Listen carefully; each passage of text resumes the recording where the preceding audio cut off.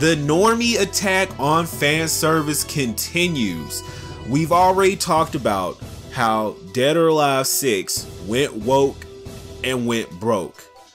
We already talked about how One Piece World Seeker had content removed from the game and locked away from Western audiences.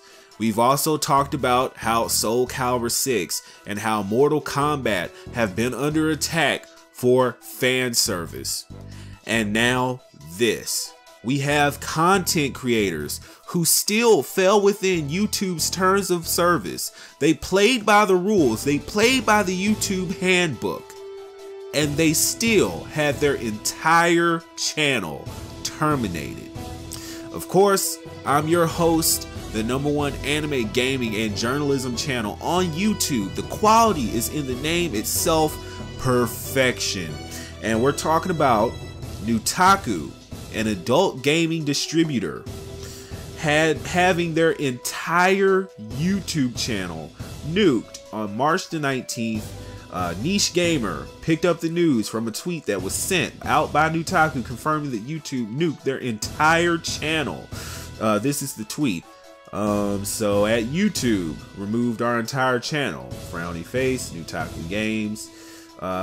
Niche Gamer explained that the channel had been around for years before being nuked, writing, while it might not seem abnormal for adult content to be removed from YouTube under YouTube's terms of service, the Nutaku YouTube channel had existed for years, advertising games with trailers still falling with YouTube's terms of service. One Angry Gamer's YouTube channel was oftentimes flagged or penalized for uploading video trailers for games on Nutaku, even though the trailers were censored. So this shows you that there are not actual human beings looking at these cases. This reeks of bots that were loaded with terms or phrases or keywords, and they are led out to act on these keywords and phrases or game titles, and this is what's causing events like this. YouTube is promising us that real individuals are looking at these cases, but then you have something like this pop up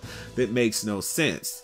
So YouTube has been clamping down on fan service over time and censoring or removing a lot of videos in order to be more advertiser friendly. In fact, a Senran Kagura live stream was shut down back in December of 2018 for what YouTube labeled as containing sexual content, even though there was no sexual content on display. So YouTube basically lied.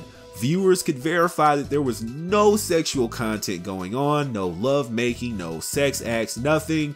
That YouTube was just merely upholding the SJW feminist ideology. Susan Wojcicki,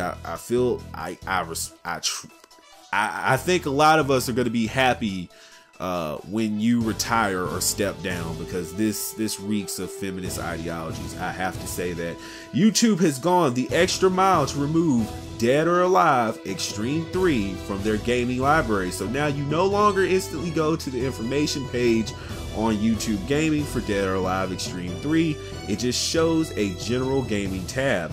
More disgusting censorship by @Team YouTube against fan service games. YouTube Gaming removed Dead or Alive Extreme Venus, Vacation, and Dead or Alive Extreme 3 from their gaming category.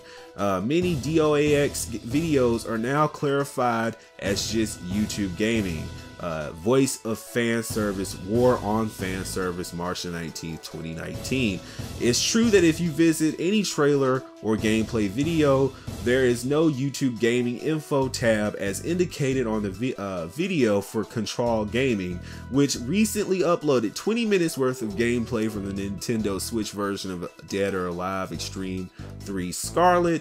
As for Nutaku, the online distribution outlet is still active on Nutaku.com. Additionally, you can still view all of their NSFW trailers over on the Nutaku channel. So what this reeks of is feminist ideologies. You look at games like Dream Daddy that is still allowed on YouTube, which is geared to the female sensibilities. Of course, women liking to fantasize about those types of men. This content was also still allowed on PSN, but then you look at a game like Honey Select, or any game really that is to the male sensibilities, and those are conveniently attacked, but not games like Dream Daddy. You see the trend here? You see the disturbing trend? And if I were some of these gaming companies that have to remove their content or censor their content, what I would start responding with is just not allowing the full games in the West. I know that sounds extreme, but extreme circumstances like these deserve extreme responses. You get what I'm saying? I feel like if they were to say, you can't take my full game in its full entirety, then we're not going to give you the game at all. Anyone who wants to play this will have to import it. And I feel like you would fix the issues, because you look at games like Grand Theft Auto, they don't have to censor anything. I mean, there's not anything like Hot Coffee Mod, but still you have sexuality in that, you have violence in that, you have lesbian or female sensible sexuality in The Last of Us 2. Those things aren't censored, but anything that can be perceived as enjoyable to the male viewer is being censored. I find that awfully convenient. So let me know what you think in the comment section below.